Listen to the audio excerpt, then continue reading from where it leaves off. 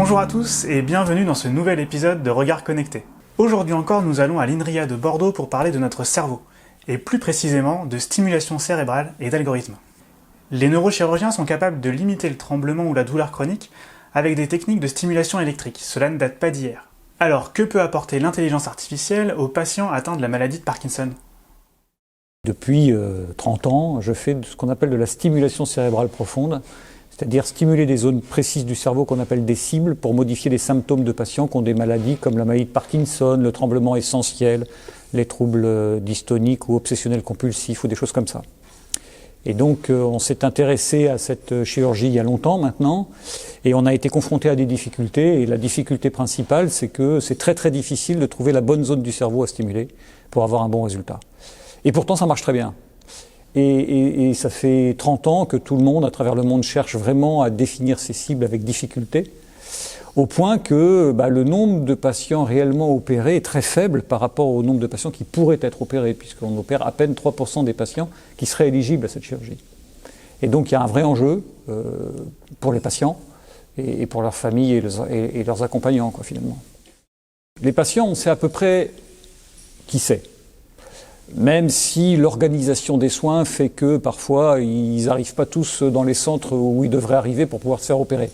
Mais globalement, ils sont à peu près identifiés, ces patients.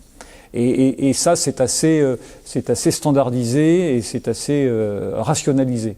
Ce qui est difficile, c'est de trouver la zone dans le cerveau. Parce qu'elles sont petites et parce qu'on ne les voit pas à l'IRM.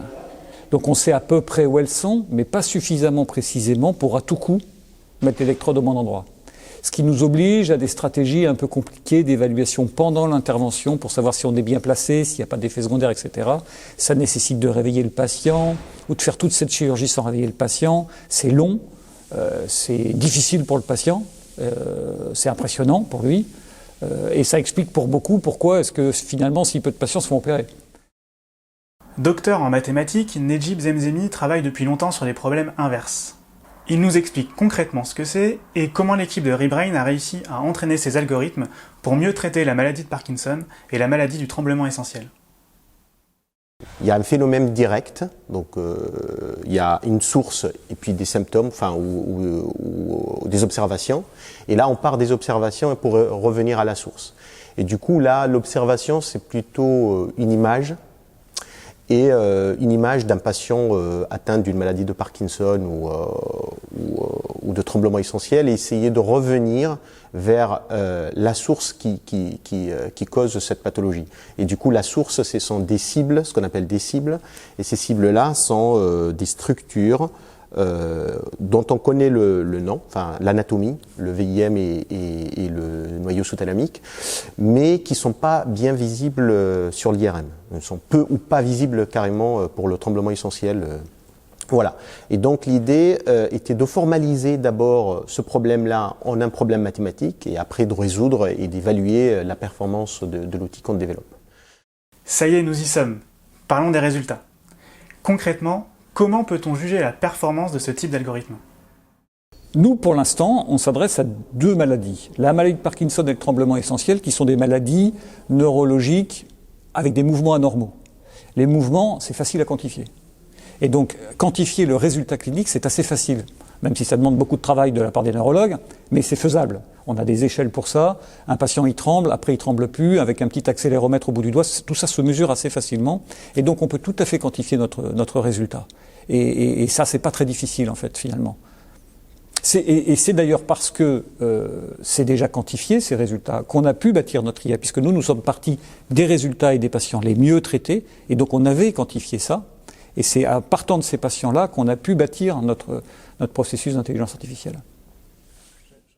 Entre recherche fondamentale et application concrète à des problèmes de la vie réelle, la complémentarité des profils est indispensable pour ce type de projet. C'est d'ailleurs encouragé par l'INRIA. Oui, alors il est nécessaire d'avoir la compétence métier du clinicien. Sans ça, on ne peut pas avancer parce qu'il y a des subtilités dans la construction du modèle qui ne peuvent pas être faites comme ça par un chercheur qui fait juste des mathématiques ou de l'IA ou de l'informatique. Il faut nécessairement une connaissance métier, il faut qu'il y ait une interaction très, on va dire, dynamique afin de pouvoir vraiment avancer et toucher le point, on va dire le front de la difficulté en fait. Et là, on peut le toucher en allant par exemple à la salle d'op dans le CHU, voir comment ça se passe, prendre en considération différentes étapes dans le processus de la chirurgie. Et c'est comme ça qu'on a pu collaborer, parce que sinon, si on avait juste une base de données, bon, on va faire des tests comme ça, on va faire une analyse statistique, on va dire, et puis on peut pas aller plus loin.